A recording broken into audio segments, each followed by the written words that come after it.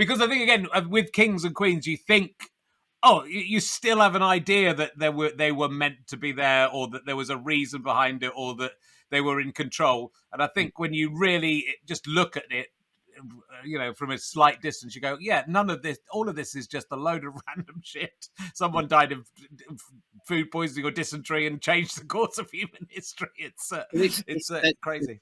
The difference of how death worked in that society is really weird. And I remember somebody saying, there was a good program on Radio 4 about statistics, and of saying how basically the elderly nowadays are looked after better really than they have been at any point in history. And yet we feel now that the elderly are in an unfortunate position. Care homes are under pressure, this sort of thing. And one of the reasons for that is that now old people have a near monopoly on death.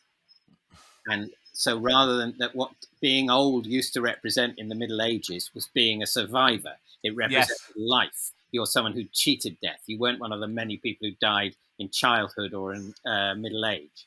You represent life. Now the notion of being old represents death, and it's a side effect of something very good, that we have much longer life expectancy. It does mean that all the deaths seem to cluster in the older generation. Yes. And, but throughout the period covered by the book, somebody could they seem absolutely fine, and then they're anywhere at any age at all, and then they are suddenly dead, either in a day or in 3 months. Like Edward IV, very good king, very effective, not a great diet, and he just suddenly got really ill and realised, I've got about 3 weeks to live. He tried to write a will, but none of it worked out. He was just randomly eclipsed. And it obviously still happens, but it happens much, much more rarely.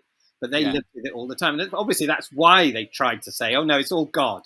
This isn't a terrifying, crazy, painful world where at any moment everything could be taken from you, either by war or famine or plague. No, this is part of a plan too intricate and amazing for us to fully understand.